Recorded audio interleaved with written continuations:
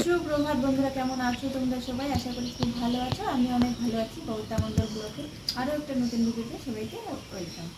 আর বন্ধুরা, কোন কোন জায়গায় বৃষ্টি হচ্ছে অবশ্যই তোমরা একটু জানিও প্লিজ। আর আমাদের এখানে কি বলবো, নাগাতার বৃষ্টি হচ্ছে, মানে এই কয়েকদিন ধরে কি প্রতিদিনই বৃষ্টি হচ্ছে।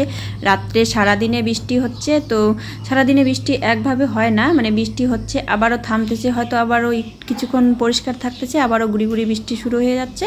গুড়ি গুড়ি বৃষ্টি শুরু হওয়ার পরে আবারও সেই জোরে বৃষ্টি, তারপরে হয়তো আবারও থামে, মানে এরকম করে প্রতিদিন দিনের বেলা বৃষ্টি হয়। আর রাত্রে তো কি বলবো, মানে মুষলধারে বৃষ্টি না হলেও মোটামুটি ভালোভাবে বৃষ্টি হয়। তো এই যে জানি না মানে কোথায় কোথায় এত বৃষ্টি হচ্ছে, আমাদের এখানে এই বৃষ্টির জন্য আর ভালো লাগে না, কি বলবো। তো পড়েই গেছে বর্ষা। আর আমার দেখো সকালবেলা কিন্তু স্নান হয়ে গেছে, আমি পুজোটা দিইনি, সব কিছু রেডি করে রেখেছি, কারণ রাজদীপ গেছিলো সন্দেশ জানতে।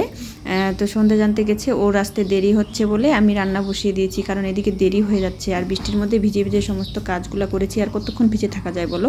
তো ঠাকুরের সমস্ত কাজ করে আমি তো রান্না করে চলে এসেছি। কালকের দুধ ছিল, কেউ দুধ খায়নি। আর দেখো দুধটা জাল দিছি আর ছানা হয়ে গেছে, কী অবস্থা হয়েছে। আমি ভাবি নাই, সারা ধরে ঠান্ডা ঠান্ডা ওয়েদার ছিল, মানে বৃষ্টি হয়েছে, তাও দেখো দুধটা ফাইটে গেল। রাতে জাল দেওয়া ছিল, কেন ফাটলো বুঝতে পারলাম না। দেখো রাজদীপ পনির নিয়ে আসছে, তো পনির রান্না করবো। আর এখানে যে শাক ভাজা করছি, বৃষ্টির মধ্যে শাক তুলছি। আর ভাত আমার হয়ে গেছে। তো ওরা দুই ভাইকে বললাম ওরা কেউই ছানা খাবে না, বাবা থাকলে হয়তো খাইতো। তো এই ছানাটাকে ভাবছি একটু শিলনোড়া দিয়ে চাপ দিয়ে রেখে তো পনির করব। তো বন্ধুরা কি বলবো, আর এই বৃষ্টির মধ্যে আর ভিডিও শ্যুট করতে ভালো লাগেনি। তো আজকের মতো এই পর্যন্ত, টাটা। কেমন লাগলো তোমাদের মিনি ব্লগটা?